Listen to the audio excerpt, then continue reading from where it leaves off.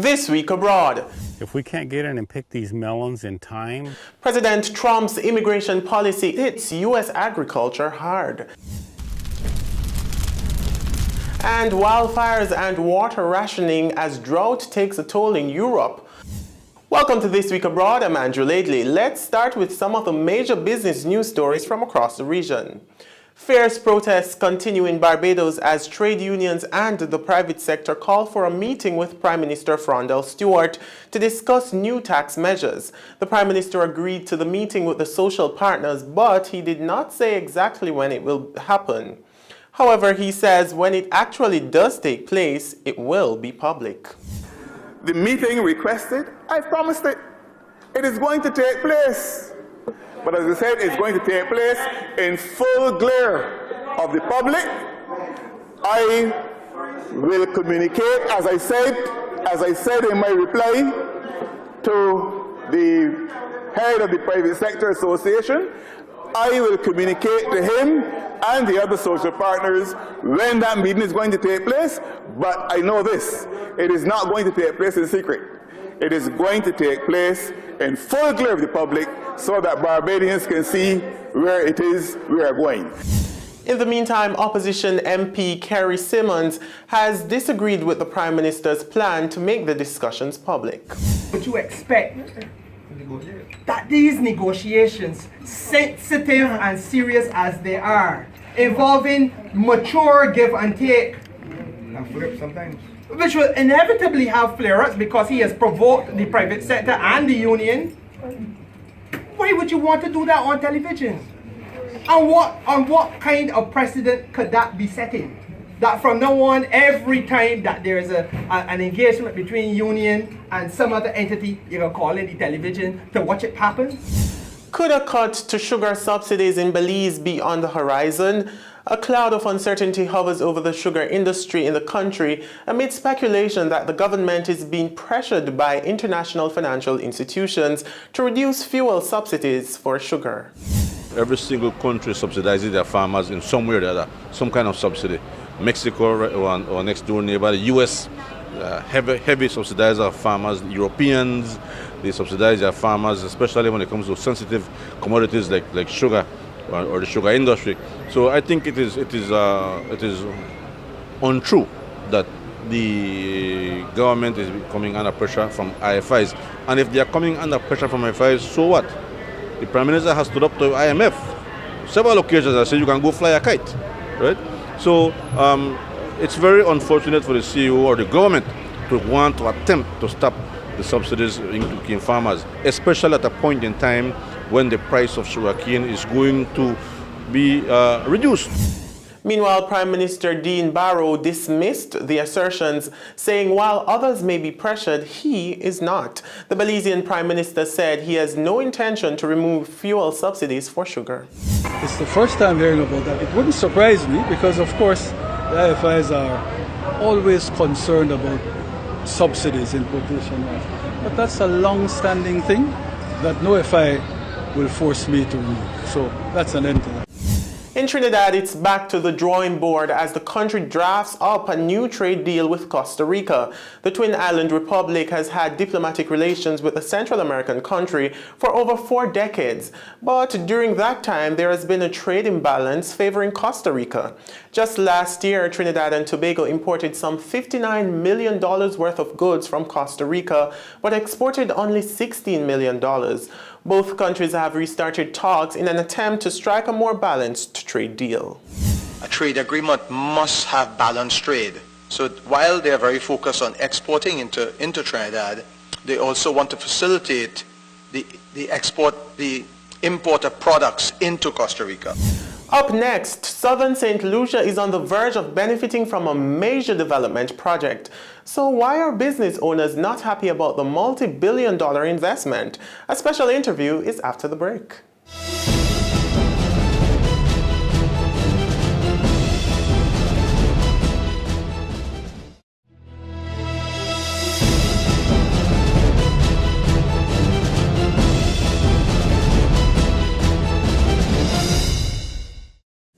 Welcome back to This Week Abroad. Pearl of the Caribbean, that's the name given to the Desert Star Holdings Viewport Development Project, which is expected to be carried out in 25 phases over a period of 20 to 25 years. However, the only part of the project that is nearing approval is the horse racetrack, which is still pending an environmental impact assessment. Although the project could mean massive economic boost for the Viewport area, many citizens and business owners are opposing it. This week abroad, we speak with former government senator and business owner in Viewport, Deborah Tobier, to find out why. Ms. Tobier, thank you so much for speaking with me here on This Week Abroad. You're welcome, Andrew. It's the first big investment in southern St. Lucia in a long time. Why isn't everyone happy about it? Well, if I can give you a little background to it, I was a government senator with the St. Lucia Labour Party in the last administration. And actually, I was privy to some of the discussions with the government of St. Lucia then, and this particular investor, TWA-E02-20170730. And the DSH deal, I was actually asked to come to a meeting at the office of the Prime Minister in the conference room, where several other stakeholders were invited. There were a couple of individuals from Viewport. There was actually a representation from the various agencies. So you had Ministry of Physical Planning, you had the National Trust was represented, myself as a business person, there was a gentleman, Dr. Anderson Reynolds, who was very active in our southern community, etc. And the presentation was more from the perspective of the investor. It was, renderings as well as a full video of the proposed development. And I have to be honest, Andrew, I am a business person, so initially I was pretty enthused about it. As a matter of fact, I spoke to the then Prime Minister, Honorable Dr. Kennedy Anthony, shortly thereafter, maybe a day or two. I gave him a call and I said, Dr. Anthony, this investment is impressive. It's transformative. Is it really a viable investment? And his response to me, and I want to quote verbatim to my memory, was, Debbie, we have issues with this investment. There are some concerns. Now, at the time, Andrew, I was not aware of the intricate negotiations between the government negotiating team and the investor. And I was not aware of what the demands were. What I saw was something where you had a very impressive presentation by the gentleman. He's very suave. And he showed a video with renderings showing that you're driving off of the international airport. You have rail palms in the center of a median with 2 lanes on either side going up to Castries and back onto the south. And a series of, other than the horse racetrack, the proposed horse racetrack, you had villa construction, you had hotels, etc. And initially, Andrew, it was really dealing with less land. It was more concentrated north of the airport and to the east, which would encompass some areas that are national lands, which is sort of like a mangrove area. So I remember one of the concerns were voiced by the National Trust was the impact on the mangroves and the ecosystem, right? The developer at the time was very convinced. He said he has a team of some 50 engineers and professionals. And although my understanding was there was not an actual environmental impact assessment done yet, and as far as I'm aware, to date, right? But he had said that they looked at wave patterns. They looked at, anybody who is aware of that area or familiar with it, they would know that it's a very shallow area. So what about the employment opportunities this investment will bring? When we speak about, I think that most people, the argument stems from, well, we've had very little investment in the south of the island. We need some sort of stimulus, and they're looking at that generating economic activity. But when you think of the way the investment is proposed, you do not have any reasonable assurance, much less some stipulated quota within the document to guarantee that there's a level of employment. So if we're on the assumption jobs are created, do we have in the southern hemisphere of the country the necessary skill sets? will we be told by the investor in the future? I mean, you can speculate on those things, that perhaps, well, I have to import the engineers, I have to import the contractors, and I have to subcontract the works, and I have to, get technical individuals because you really don't have the skill sets necessary.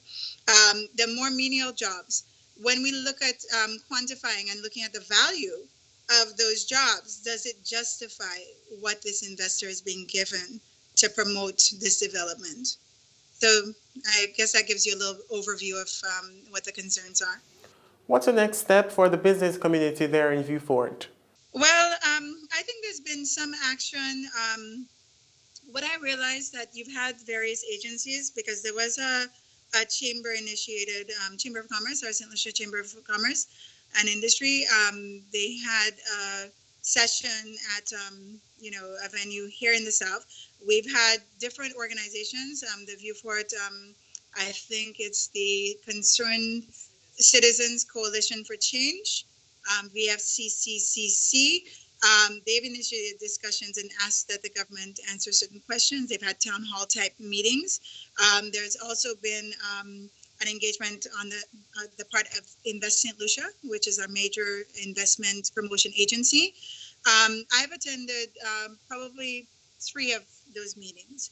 And what I find is that, when you ask the questions that I've just asked, basically you're told that we're not talking about the multi-billion-dollar investment in its entirety right now. We are talking about just the initial phase, the horse race track.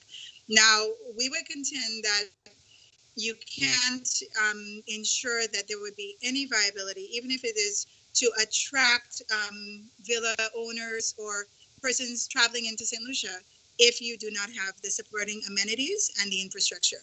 So one of the things we know that every small developing island nation has in way of challenges is that, first of all, we have to increase our airlift.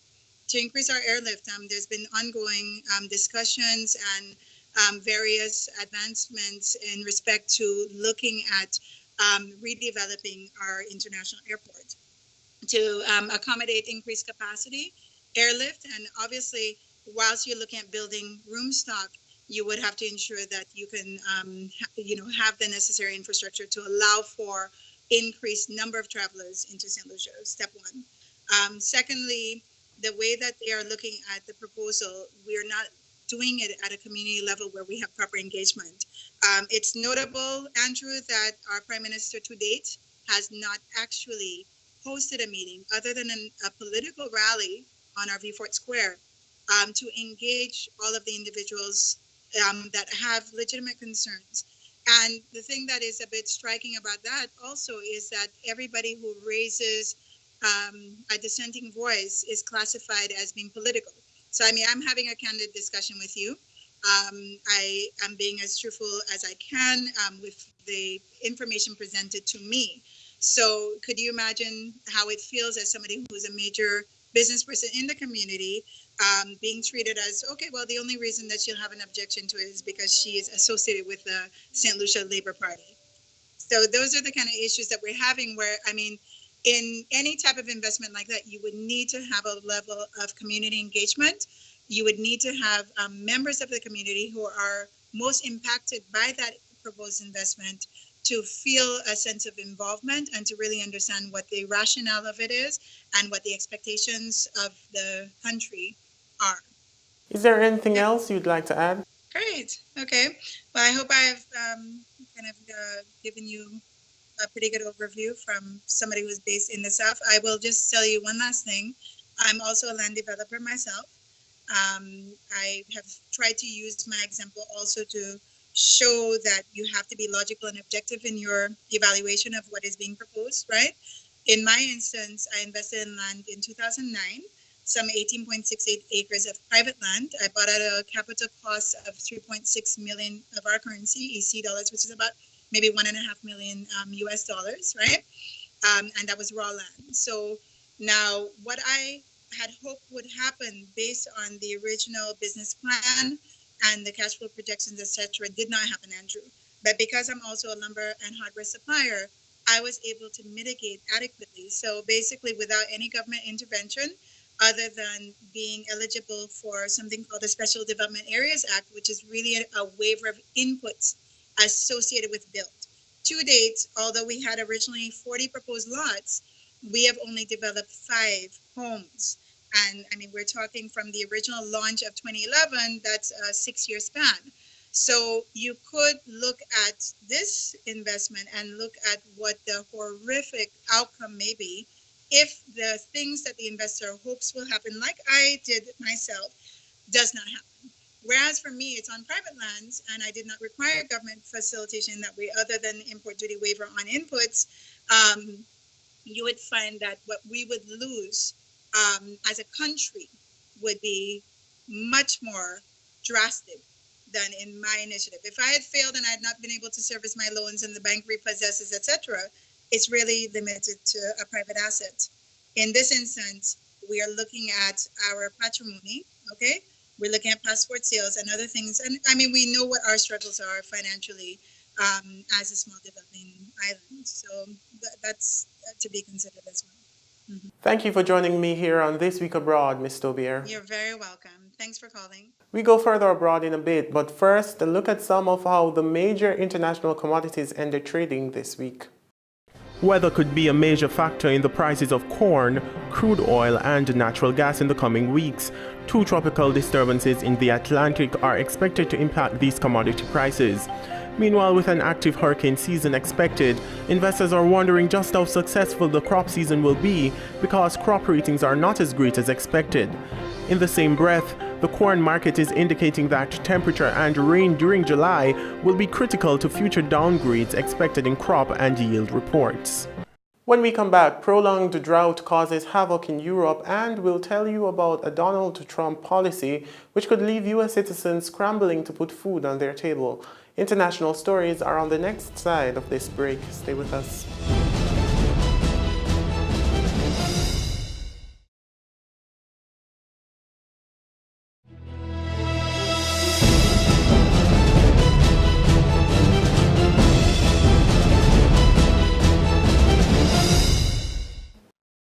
Welcome back to This Week Abroad. People living in Italy's capital, Rome, may start having their water supply rationed to deal with a prolonged drought that has hit much of the country. There could be staggered supply shutdowns in different Rome neighborhoods for 8 hours a day, starting from this weekend. Al Jazeera's Nadim Baba reports from Rome. It may look idyllic, but these scenes are a sign that all's not right at this spot north of Rome. Lake Bracciano provides some of the capital's water supply, but after a prolonged drought, levels are now so low that the region's set to impose a ban on pumping water from here. It says there could be staggered supply shutdowns in different Rome neighbourhoods for 8 hours a day starting from this weekend. Italy's health minister is warning that could have an impact on public health services as well as on places like restaurants. For us who work in hospitality, the situation is very serious because water is essential to wash the dishes and cutlery, to keep the restaurant clean. Should this happen, I'm not sure what would happen to us. Local authorities and the utility firm which runs Rome's water system will decide on Friday whether to start rationing. It's a prospect that's making many people angry. It's unbelievable that the capital of Italy has got to this point, and the authorities did nothing until yesterday. It's unbelievable.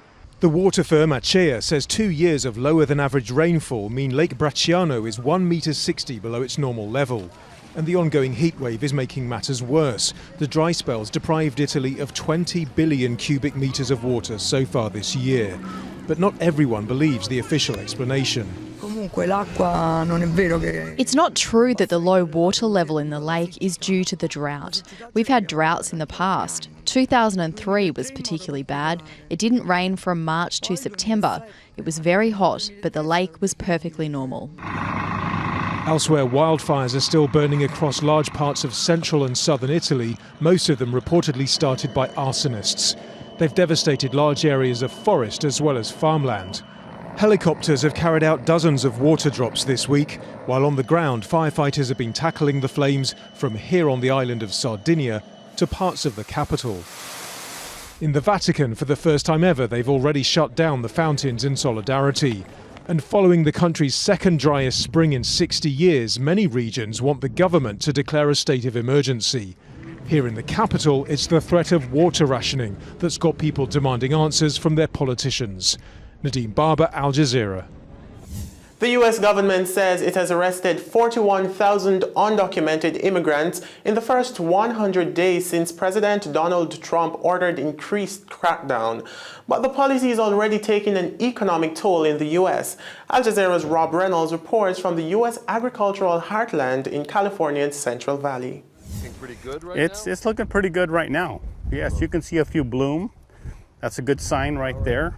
The cantaloupe plants are thriving on Joe Del Bosque's California farm. But Del Bosque is worried, not about the melons, about having enough workers to harvest them.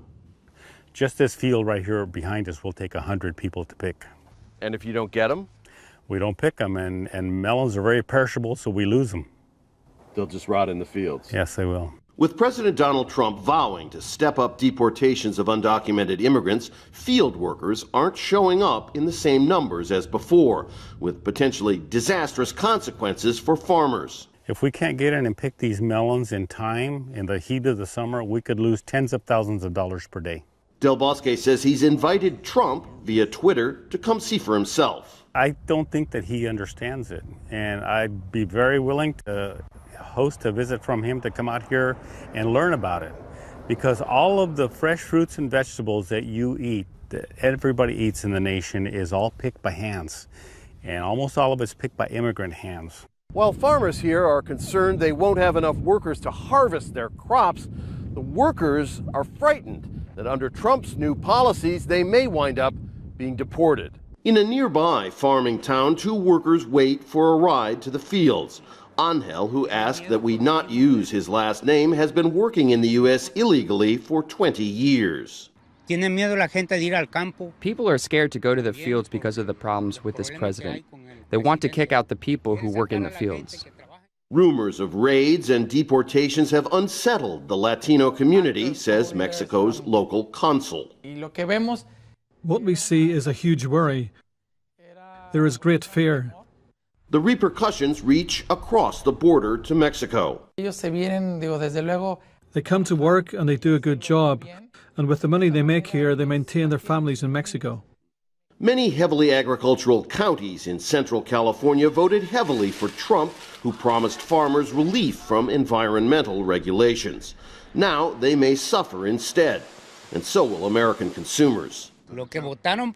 Those who voted for him will have to pay more for their food.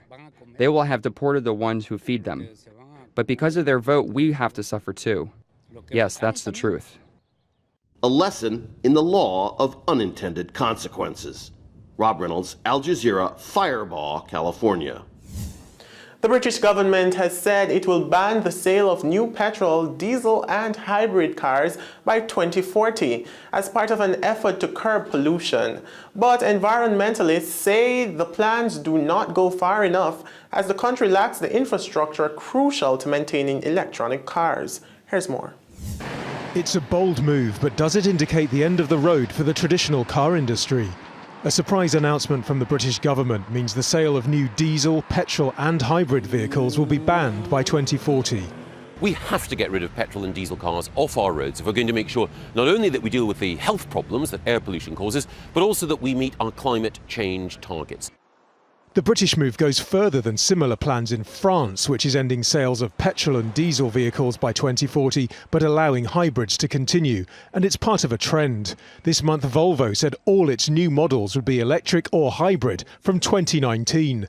But British car industry bosses say they're worried about a rush to get rid of the internal combustion engine altogether. First of all, in terms of batteries, there's only one battery plant in Europe, none in the UK. So that needs to be developed. Secondly, think about the infrastructure. There's about 12,000 public charging points on UK roads. That needs to be expanded massively. Certainly, we need a lot of our transport to be electrified. We need our trains, our buses and our freight to move towards electric. So obviously, electric charging infrastructure should be a priority. But for private citizens, for Londoners, we need to be providing people with really convenient alternatives to using a car. The British ban is part of a new clean air strategy that's been published just days before a deadline set by the High Court. Now, after a long legal battle, the government was ordered to come up with a new plan to tackle the harmful pollutant, nitrogen dioxide. It's largely produced by diesel vehicles, and it's been linked to 6,000 premature deaths a year here in London alone. Campaigners say this area in South London went over annual legal limits for nitrogen dioxide in just the first 5 days of this year. And official figures show air pollution is linked to at least 40,000 early deaths each year in Britain. Some environmentalists accuse the government of planning for the long term while ignoring a public health emergency. Now, if the water we were drinking was as dirty as the air that we're breathing, we'd see that and we'd be doing something about that. So it's about time instead of long-term plans, let's get on with dealing with this short-term public health crisis now. The British government recently set out proposals for a scrappage scheme to get rid of the most polluting diesel vehicles. But its latest plan has reinvigorated the debate across Europe about how soon the traditional engine should be consigned to history. Nadeem Barber, Al Jazeera, London. That's it for This Week Abroad. Thanks for joining us. We're back next week with more regional and international stories. But remember to catch BATV News weeknights at 7:30 p.m. I'm Andrew Laidley. Pleasant viewing.